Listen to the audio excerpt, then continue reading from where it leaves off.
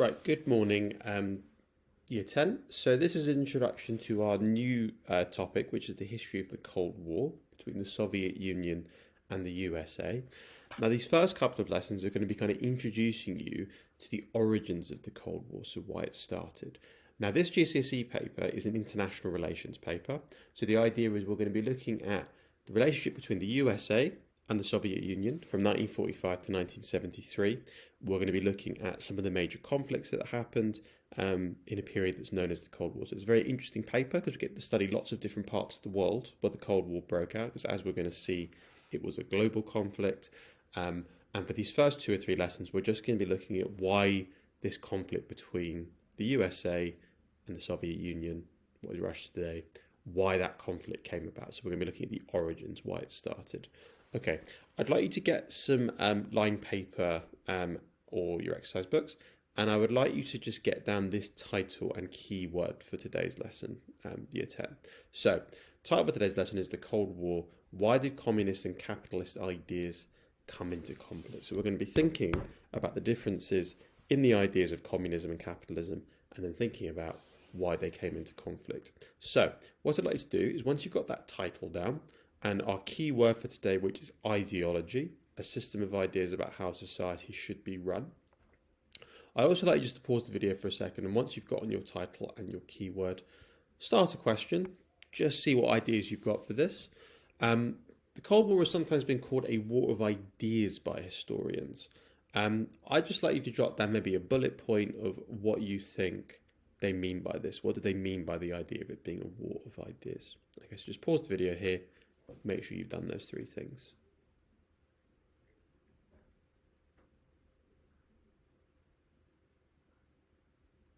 Okay, Year 10, so you should have got on that title keyword and had a go at that starter question. Now, some of you probably picked up on the idea. So what does a war of ideas mean? Okay, so a war normally is about actual, fighting, shooting, who can win in war. So a war of ideas is a battle for us to see whose ideas are the best, okay? And the Cold War both involved actual wars, but it was also a war of ideas about seeing whose ideas were better for running society, the communists or the capitalists, okay? And we're going to be looking at why that is. Okay, now, during the Cold War, the USSA and the USSR fought a series of proxy wars and used propaganda and espionage, that means spying, to try and spread their ideas across the world. Each hoped their ideas about how society should be run would become dominant in the world. Okay, so a couple of key things there. So just a quick notice first of all, that when we talk about the USA, that obviously stands for the United States of America. Now the USSR stands for the Union of Soviet Socialist Republics, okay?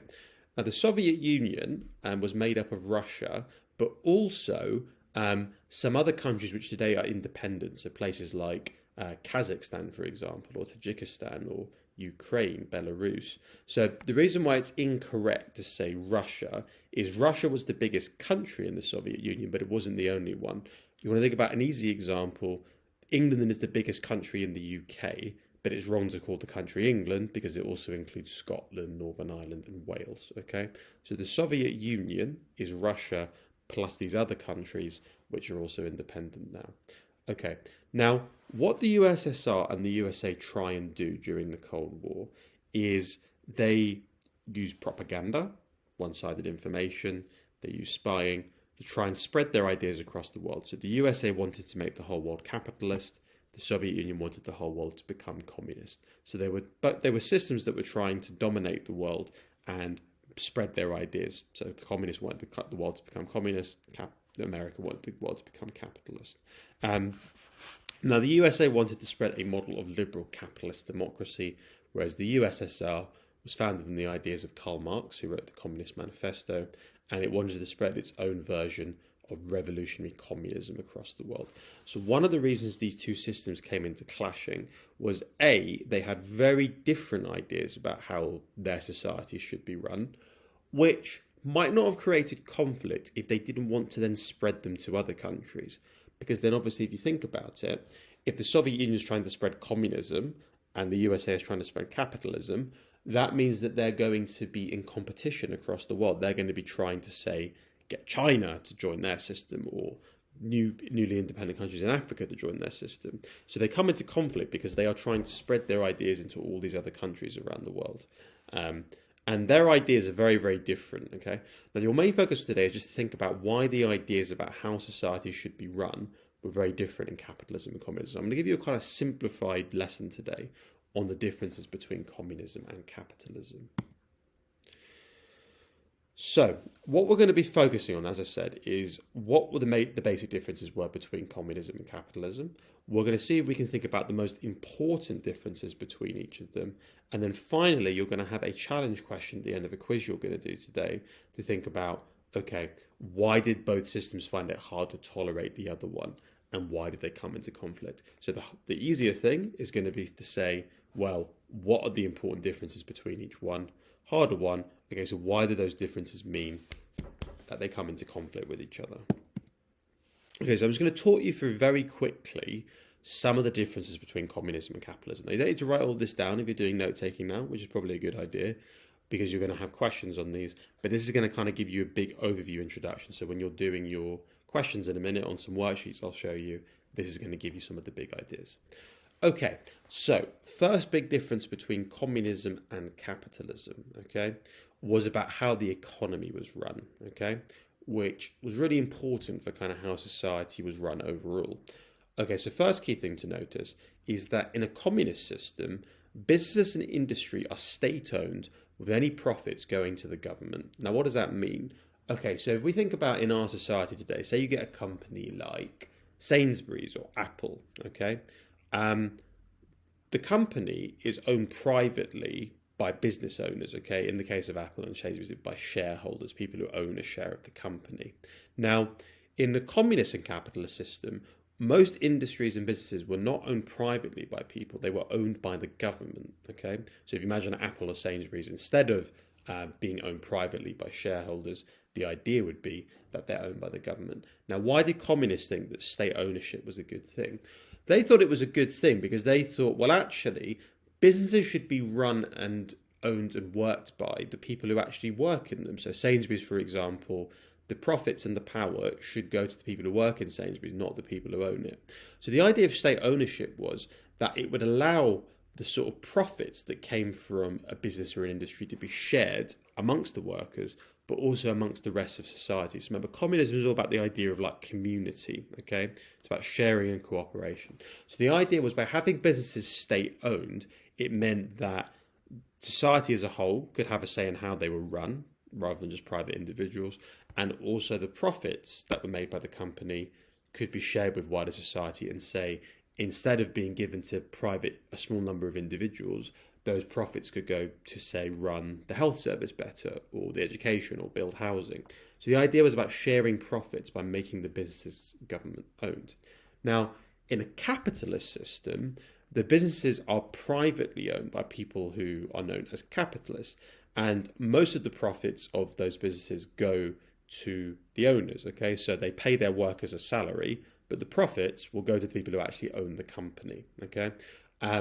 Now, the argument for why that would be a good thing is capitalists would say, well, they're the ones who are kind of making the risks and coming up with the new ideas, so it's only fair that they kind of make more money than the workers do because they're the ones taking all the risks and coming up with the new ideas. Communists thought that was unfair because they thought that basically the workers were being robbed of the full share of the profits, that they're the ones who actually do the work, so they should get a share of the profits as much as the owners would. But the argument of capitalists was, well, by being privately owned, businesses would be more innovative because there would be an incentive for owners to come up with new ideas, etc. Now, in a capitalist system, as we know as well, the economy is organised through competition between different businesses in what's called a free market. So if we go back to our example of Apple before, is Apple the only company that makes computers and smartphones? No, there's lots of companies, okay? So you have Microsoft, for example, or Nokia. There are all kinds of companies. And the idea is those companies compete with each other for business. So Apple will compete with Microsoft when it comes to computers. They'll compete with Nokia when it comes to making telephones. Now, the argument about why is that a good thing? Well, they say, well, that's good because if people compete, they work harder, and it means that bad businesses will go out of business because people will go to the better business. So if Apple makes a much better computer than Microsoft does, eventually Microsoft will go out of business and the better company will be left over. So competition for capitalists is seen as a good thing because it makes companies work harder, make better products, and innovate. Now, in a communist system, though, the idea is that the economy is not based on competition. Communism is all about encouraging community and cooperation. So instead of getting businesses to compete with each other, they get them to work together for a system of economic planning, okay? So instead of, say, having Apple and Microsoft, you would have one big business, which is run by the government, which produces computers. But the idea is that they think cooperation leads to more benefits than competition. So they get those different industries to work together on a plan made by the government. And the idea is that it encourages cooperation. So there's also this big difference about how the economy is run. Capitalism is all about competition. The economy under communism is all about planning and cooperation, at least in theory. Now, another big difference between communism and capitalism, one of the really important ones, is communist societies tend to be much more equal and capitalist societies much more unequal when it comes to who has certain amounts of money. Now, the idea in a capitalist system is there are great inequalities in wealth, but the majority have a high average standard of living. Now, the argument for why capitalists think that inequality is a good thing is the idea is that if some people get paid a lot of money because they're very good at their job or they own a really dynamic business and other people get paid a lot less, the idea is that it makes the people who aren't rich work harder trying to become rich. And the argument there is that's good for the economy because it gives people an incentive to work harder, right? If people are much closer together, according to capitalist systems anyway, that where's the incentive to work hard or come up with a new idea? If you're not going to get paid that much more for working harder or coming up with a new idea, why would you bother in the first place? So because of that, there's a lot of inequality in capitalist societies. But because the economy tends to be quite dynamic on the whole, people on average tend to make quite a lot of money because the economy as a whole is stronger. Now, in a communist system, people's standard of living tends to be a little bit lower because the economy doesn't grow as much. But because wealth is shared much more equally, the idea is that it encourages fairness and solidarity. The other thing to keep in mind with the communist system is because the economy is planned, there is either zero or very low unemployment because the government will always make sure that everyone has some kind of job. So for people who like communism, they would say, well, actually, this system encourages people to cooperate. It creates a kind of more gentle form of human being. And also it's fairer because wealth is shared around much more than in a capitalist system. Okay, so there's a big difference in how wealth is distributed.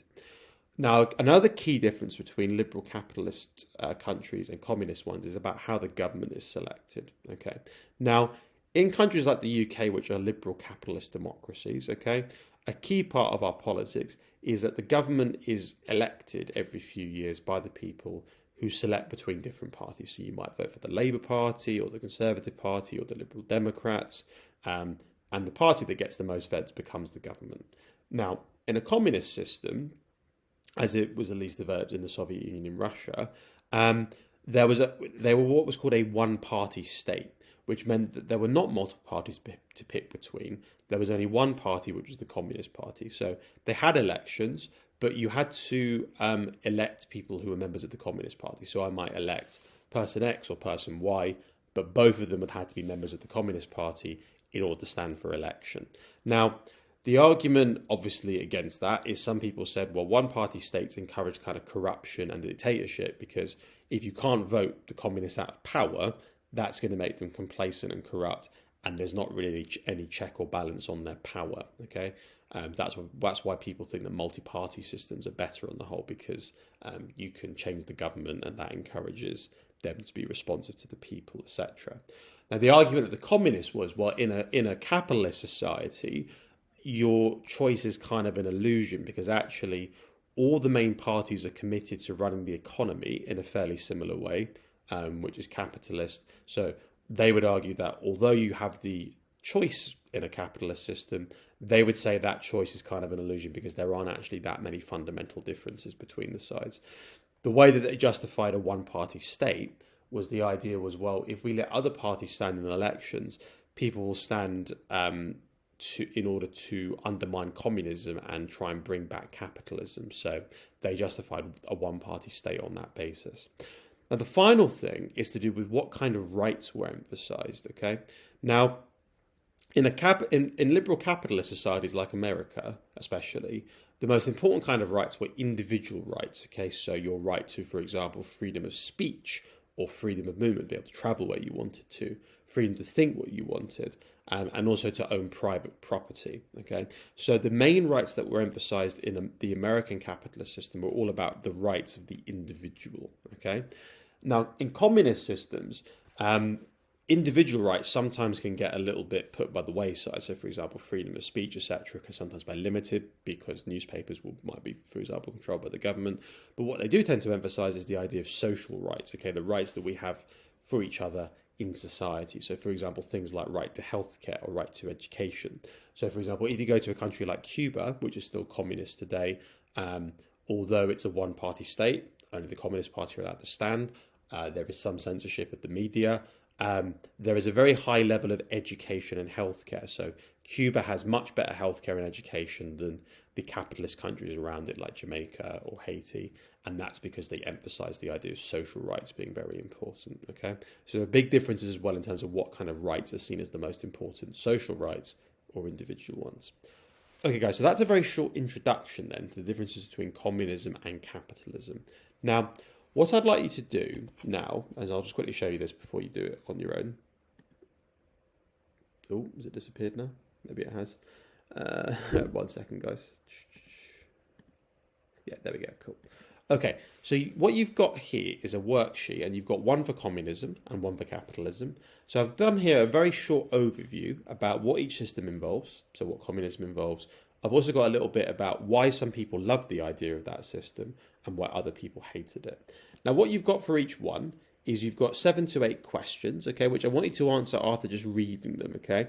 And what I've done for each one is just answer the first question to just give you an idea about how to do it.